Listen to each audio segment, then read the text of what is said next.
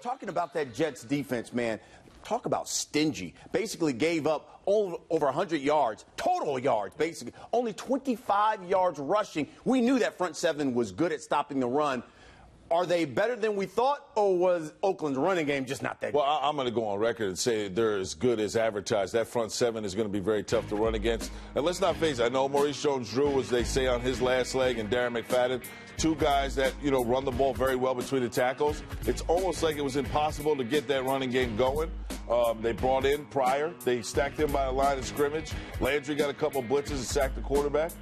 To me, Eric, I know you're going to say, well, it's just the Raiders, but that front seven is no joke, period. They are no joke, and I'm not going to disagree with you on that. But, I mean, the Raiders' offensive line is terrible. They weren't protecting the quarterback. They were getting pushed back the whole game. But that's the credit to the Jets' D-line. Here's the interesting thing, because you talked about their offensive line. Austin Howard, former Jet, basically made the point last week, said, oh, yeah, we're going to come up in there and push them around, because he felt like, hey, I know these guys very well.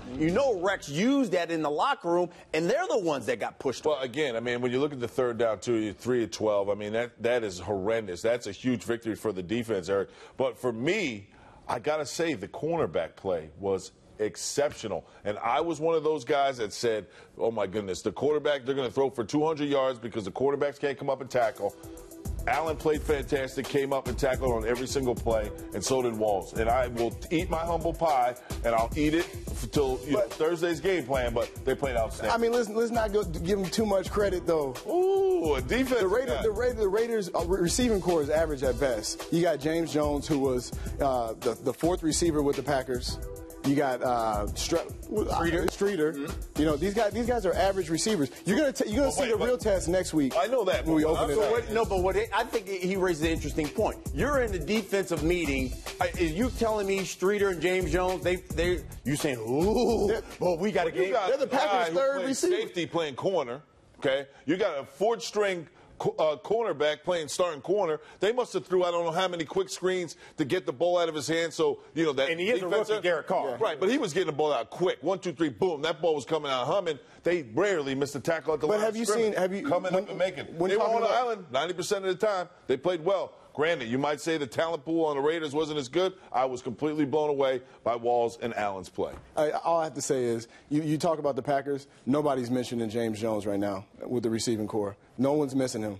I'm not saying that. This is a different task coming up this Sunday, Absolutely. Eric. But what I'm saying is they played extremely well. They did. Do you think then, and what you saw at Antonio, granted it's one game, do they keep him there at corner?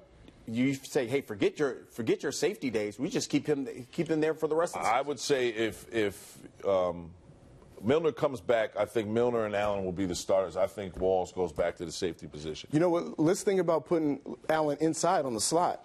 When Milner comes back. Well, what are you going to do with Kyle Wilson?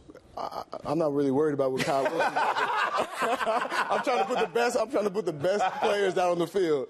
By the way, the Jets defense forced 6 3-and-outs on 12 of Oakland's offensive possessions, so they really got it done.